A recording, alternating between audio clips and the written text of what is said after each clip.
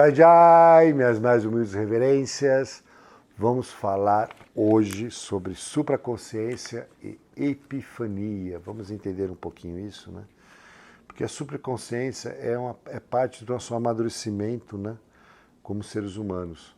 É um processo de ir além da nossa reflexão natural, que muitas vezes está dormindo, que está latente, né?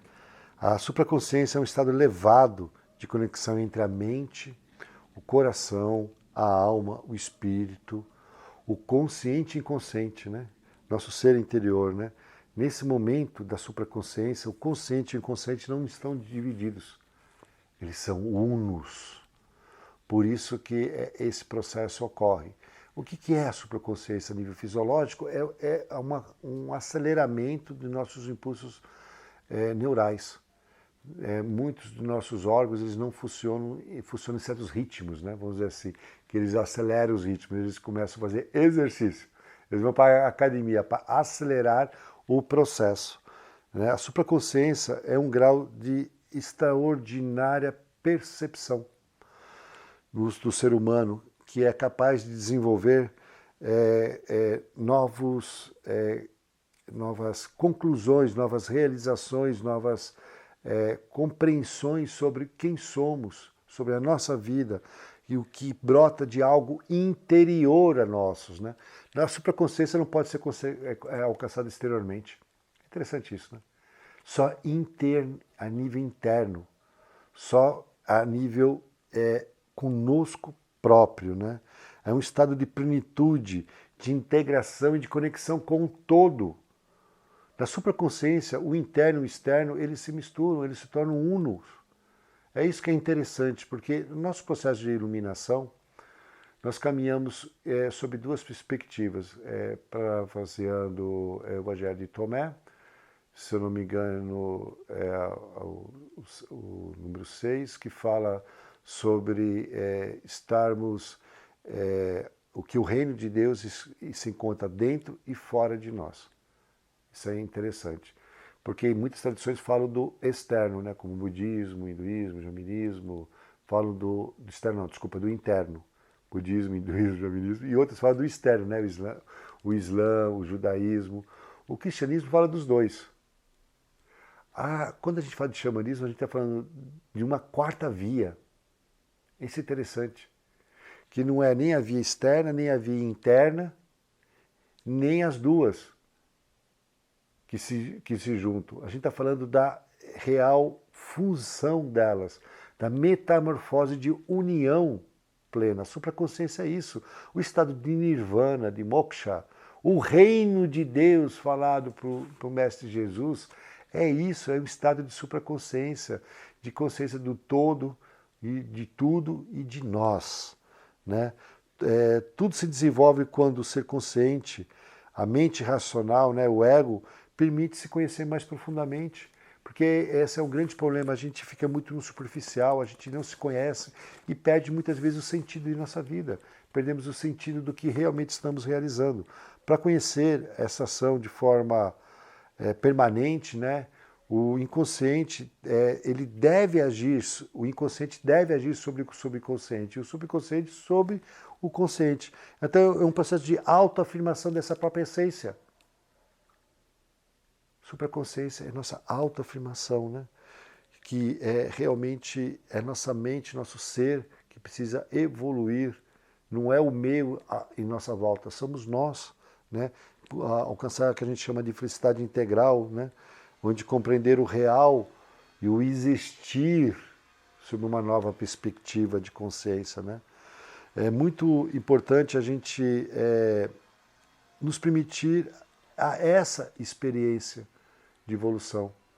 É o que Jesus fez, é o que Buda fez, é caminhar sobre os ensinamentos e os passos dos mestres que nos trouxeram essa capacidade de juntar o consciente, o inconsciente e formar esse supraconsciente que está também ao lado da divino, né? Porque a supraconsciência é teógena. Ela faz com que nós nos compreendemos o ser externo também, o interno e o externo. Então é um grande ato para que a gente possa avançar para investigar nossa própria psique, através do autoconhecimento, do nosso desenvolvimento, podemos assim conduzir esse ato de realização, né? Porque é quebrar paradigmas, realizar transformações da nossa consciência. A nossa mente subconsciente é uma função, ela funde tudo isso, né? Os yogis, eles já fazem isso, eu sempre explico isso. Tudo isso que a gente tem que fazer dentro do processo de gnose vegetal sobre tradições xamânicas, o yogi faz a mesma coisa, ele entra nas mirações, nas visões, nas sensações, ele participa da supraconsciência, da epifania, ele participa de tudo isso.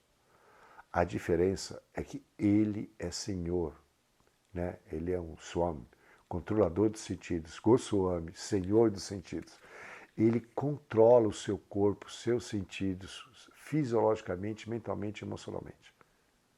Ele é a própria ayahuasca. É por isso que eu sempre brinco que foi muito fácil para mim caminhar sobre a ayahuasca. E eu percebo a dificuldade de muitas pessoas, porque essa reforma íntima tem que ser realmente uma reforma, né? Toda vez que a gente procura a vida espiritual, nós estamos procurando uma reforma íntima, reformarmos a nível pessoal, intimamente, né? E a questão que o yoga ele tem técnicas, né?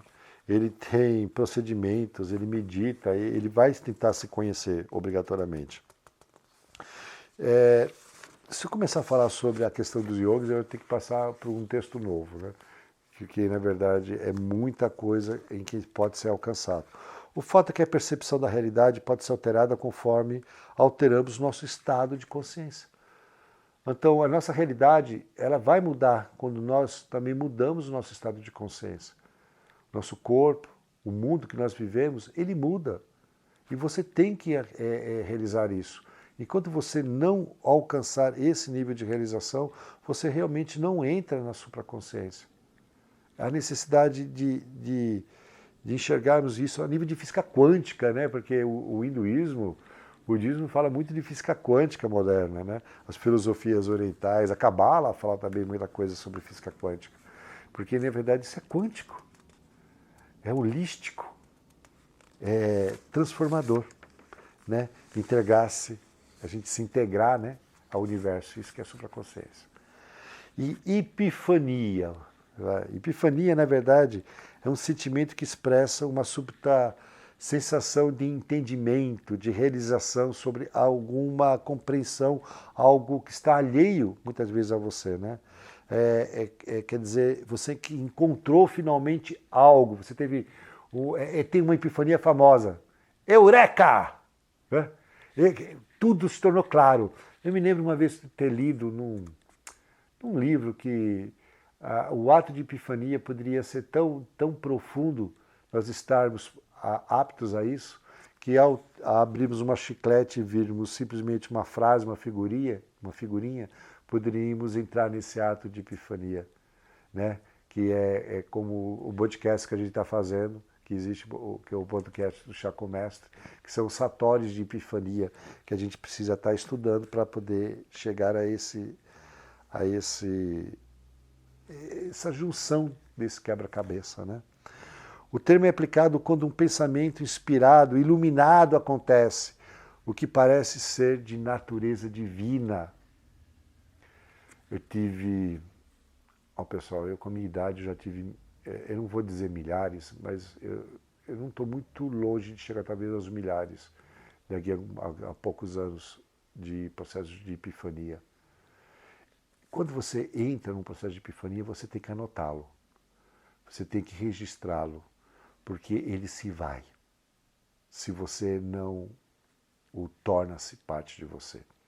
Vou contar uma história que eu acho que eu já até contei, eu vivo contando essa história, de Shri Bhagavan Rashinish, Osho, que uma vez um discípulo chegou para ele e falou que precisava se iluminar. E Osho, muito brincalhão, né? Pegou a cabeça dele, sacudiu para tudo que é lado e empurrou ele e apontou assim: "Você é o iluminado!" Esse rapaz saiu pro Pona durante uma semana dando bênção, beijando as vacas, abraçando os macacos. E as pessoas se sentiam felizes ao lado da alegria dele, dessa percepção, dessa consciência. Dias depois, uma semana depois que isso passou, uns dias depois, ele voltou para Osho, olhou e disse: Bhagavan, eu perdi a minha iluminação. E Bhagavan olhou para ele sorrindo e disse: Não, você não perdeu não, filho. Você deixou de acreditar. E esse é o problema que nós temos. Deixamos de acreditar em nós, né? Eu sempre falo que epifania é também, que é uma frase que eu aprendi no Brasil, que é ter uma reflexão inteligente sobre a nossa vida. De repente, tudo aquilo que você fez na tua vida que não tinha sentido, faz sentido sobre algum aspecto, né? Aparição e manifestação de algo que normalmente está relacionado a um contexto espiritual, divino. É como se você tivesse recebendo uma graça. Muitas pessoas enxergam epifania como graça, como um ato de milagre, sabia disso? Algumas tradições. Não, a epifania não é um milagre, né? Não se refere exatamente a isso, mas muitas colocam dessa forma, porque realmente é único, né? É um ponto de vista filosófico que significa a sensação profunda de realizar algo no sentido de compreender a essência das coisas, né? A gente muitas vezes também usa esse termo, né? Insight, né? Eu tive um insight, eu tive uma visão, né? Epifania é o que faz a gente muitas vezes transformar essa transformação do fênix, né? Das cinzas nós criamos algo. É isso a epifania. É do nada, de pensamentos, de sentimentos, de emoções dispersas, elas se fundem sobre um único aspecto realizador, compreensivo e expansivo, né? Tanto que aquilo te dá graça. Mas quando você tem uma epifania, você fica tão extasiado com a realização de compreender, de se tornar, de vivenciar esse todo. Ok? É isso.